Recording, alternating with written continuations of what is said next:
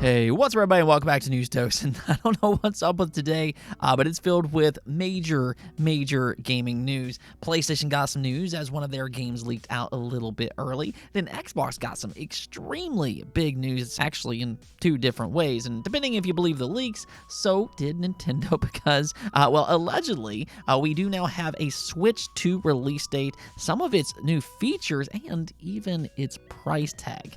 So yeah, just go ahead and buckle up because we have a lot to get into today.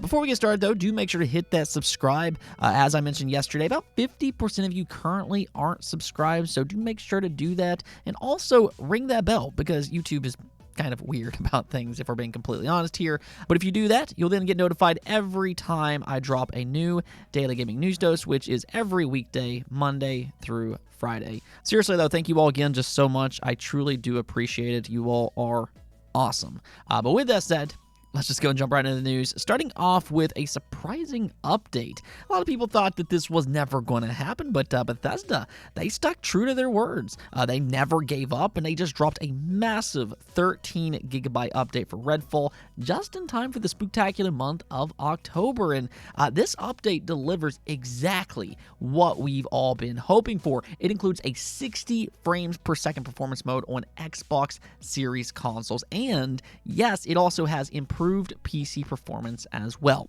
So there you go. Redfall is going to feel a lot better because of this, especially if you're on an OLED TV where it has that instant response time.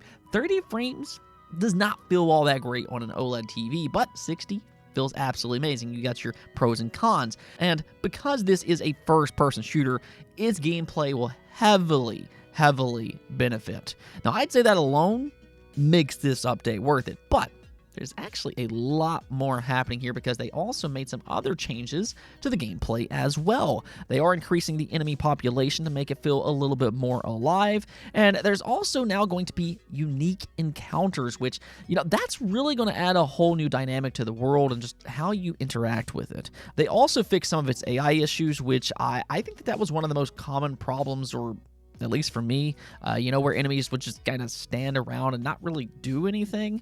Well, they worked on that problem as well. There's also some new controller settings and some mechanic changes.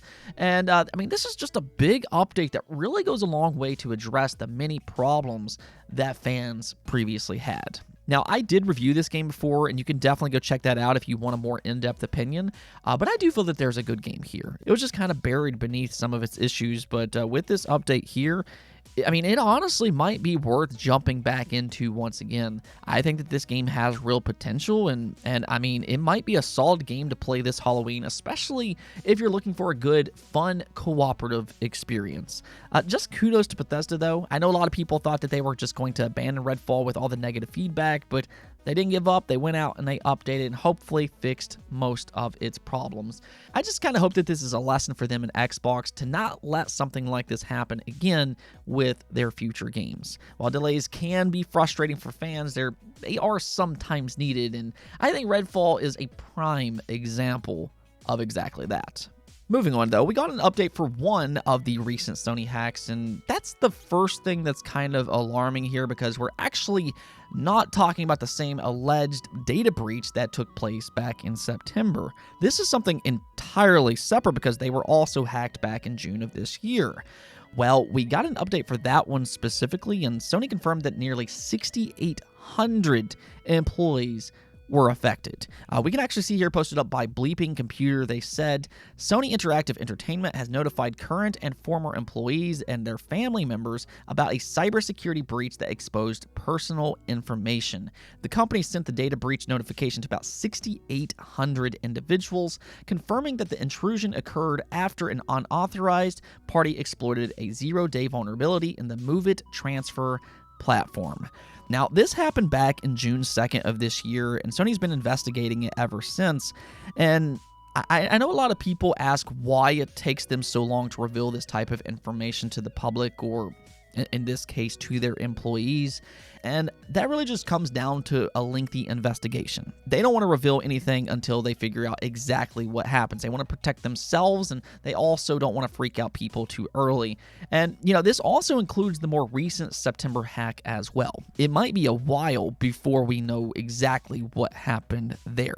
With this hack here, though, it's just very unfortunate for those that were impacted. 6,800 employees were affected, and that's terrible. I hate to hear something like that, but at least no consumers were affected, at least this time.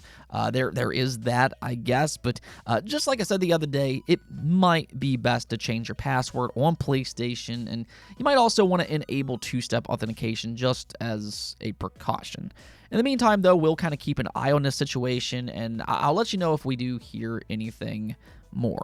Until then, Sony, they're building quite a reputation for security concerns. All right, so let's go and talk about Xbox here, though, because what's the big continuing story that we've talked about for nearly 2 years?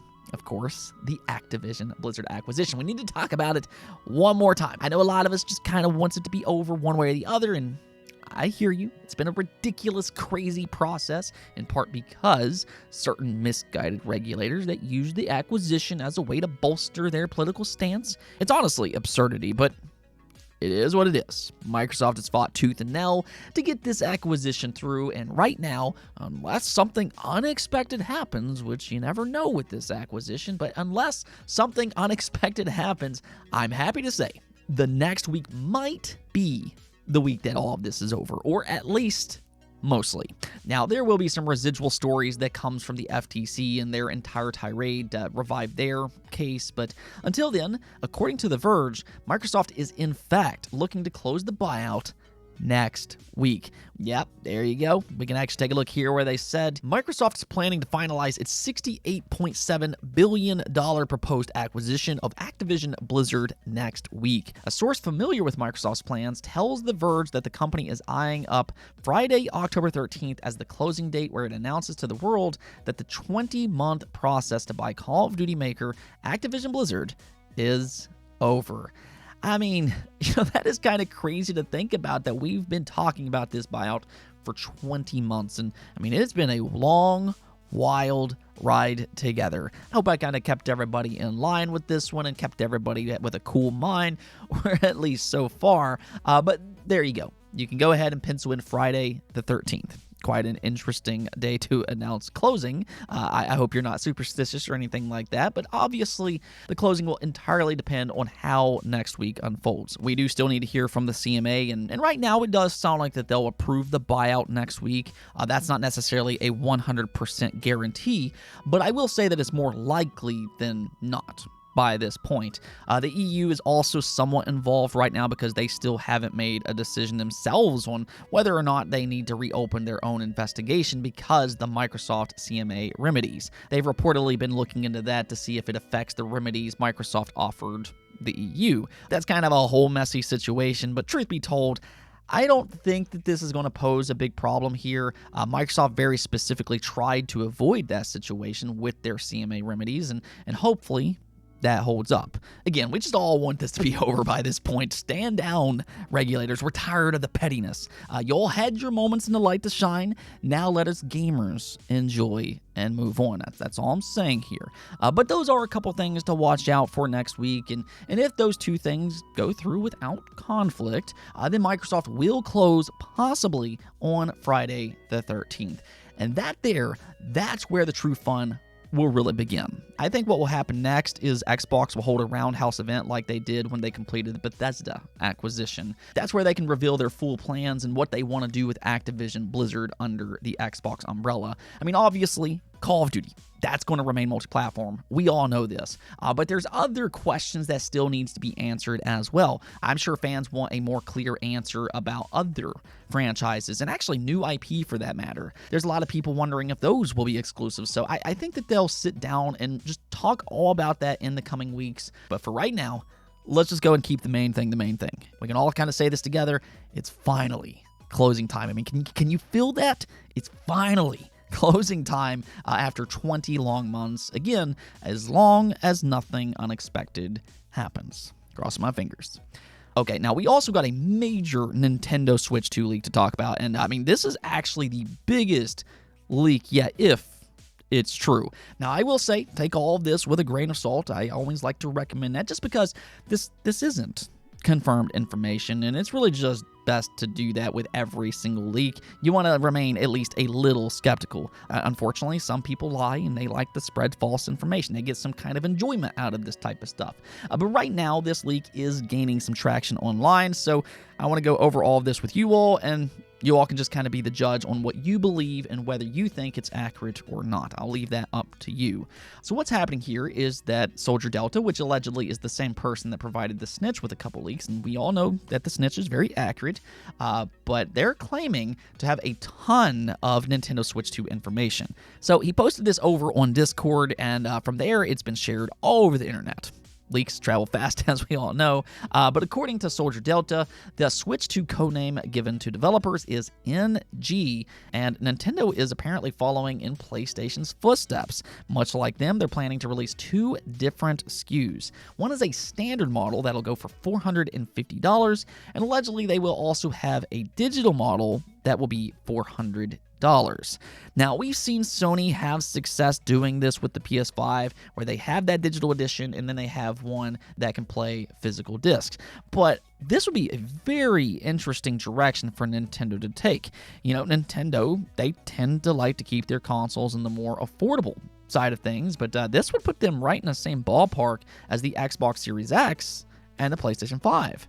Now, the Switch 2 does have that mobile factor to it, so there is that difference, but I can't help but think about the ridiculous FTC statements that, was thrown around just earlier this year, where Nintendo apparently isn't competition. Yeah, Nintendo is absolutely competition to Xbox and Sony, and if they're also similar priced as is claimed here, that really only leans further into that just that much more. But yeah, if this leak is true, and there is an if here, well, then that would mean the Switch 2 would be the same price as the PlayStation 5 digital model. So Nintendo would be giving up a pretty big advantage that they're kind of used to having, being the most affordable console on the market. Now, with that said, I don't really think that that's necessarily a bad thing for hardcore Nintendo fans, because this would also mean that this is likely going to be a pretty powerful console. Again, it being a handheld, that increases the price, and you shouldn't expect the same raw power as the PlayStation 5 necessarily, but this might be a much more premium console than we've seen in quite a long time for Nintendo, and I personally find that to be very exciting. Now, they are claiming that neither model will have an OLED screen, which is unfortunate, but I don't think that an LCD is the end-all, be-all type of deal. I've talked about this before, but as long as you have a good quality LCD screen, things are going to be perfectly fine. But beyond that, it's also claimed to have AR functionality. Now, this is not the first time that we've actually heard about this, but there is a chance that AR might be their next gimmick. Nintendo likes to do unique things with their consoles, and augmented reality might just be their next big focus. Now, I don't know how that will benefit their games per se. We'll have to kind of see about that. But this is Nintendo that we're talking about, and they're a very creative company. So I guess we'll just have to kind of wait and see. The other big part about this leak, though, is that they claim to know the exact release date. According to Soldier Delta, they're planning a September 24th release, which honestly, September, that seems like a very plausible month for a Nintendo console. But however, if they can't get it out by that date, their backup plan is November 3rd. You don't really usually see leakers be this specific. They tend to be a little bit more vague, especially when it comes to release dates. And you can kind of take that as you will. But like I said before, just take all of this with a grain of salt. Maybe it's true, but like I said before, I'll let you all be the judge on that one. You all can let me know in the comments below on what you think. Is this true or is it not? All I currently know right now, though, is that one thing that we are consistently hearing with that next Nintendo console is that it is quite a big upgrade, and as a big Nintendo fan myself, I am super, super excited about the future for Nintendo and what that means for their next generation games. Zelda, Metroid, all of those games with PS4-esque visuals, maybe possibly PlayStation 5. Yeah, I am all in for something like that. Now, one last update, and I'm going to try to go over this just real quick because I know this video is getting a little bit longer by this point. I do apologize about that, but the rumors might be true after all. It appears PlayStation is, in fact, working on a remaster for The Last of Us Part 2. This was discovered on a LinkedIn profile where the Naughty Dog lead outsource artist claimed to be responsible for overseeing the production of all outsourced environment art assets, weapons, and interactive props for two iconic titles, The Last of Us Part 1 and, here's the thing, The Last of Us 2 Remastered. So, I mean, yeah, it looks like that this is indeed going to happen, which I don't really think is all that surprising. Sony clearly is putting this series front and center with the HBO show. They launched the first game's remake alongside Season 1. They probably rushed the PC version just to do so, and I think that they might do something very similar with Season 2. Hopefully without the issues this time. Let's not repeat that. But what they're doing is, I think, very smart. They do have a hit show on their hands, so why not revive the game for PlayStation 5 and PC and cash in on that as well? So that right now is my prediction. We're going to get The Last of Us Part 2 on PC and PlayStation 5 alongside Season 2, and we'll just kind of see if all of that actually happens. Let's go and take a look at the poll of the day, though, where I asked you all, have you gone back to play CyberPunk 2077 now that it's fixed and has an expansion? And yeah, a lot of you all actually have. 27% of you said yes, and then another 10% of you still intend to do so. So clearly, CD Projekt Red has succeeded in reviving this game, and that's all the more reason for developers not to give up on their game just because they had some launch issues. We were just talking about that earlier with Redfall. But I mean, this expansion, it's already sold 3 million units in just its first week, which is impressive for an expansion like this. From what I've been hearing too, it also sounds like the people who are playing it are absolutely loving it, and I keep hearing it feels like the Cyberpunk experience that they originally bought into. In that way, I guess CD Projekt Red finally delivered on the hype that was originally promised. Hey, it's better late than never. Now, I haven't gotten to play the expansion myself yet. There's just so many other games out right now. But I do hope to jump in here soon enough. I enjoyed the base game, as you all know, and I want to see what all the hubbub is about with this new expansion. Until then, though, I hope you are having an absolute blast playing it yourself. Anyways, though, that's it for this episode. But if you liked the video, don't forget about the notification and subscribe button for more content just like this. Also, if you'd like to support the channel through Patreon, thank you for making this content possible. Peace out.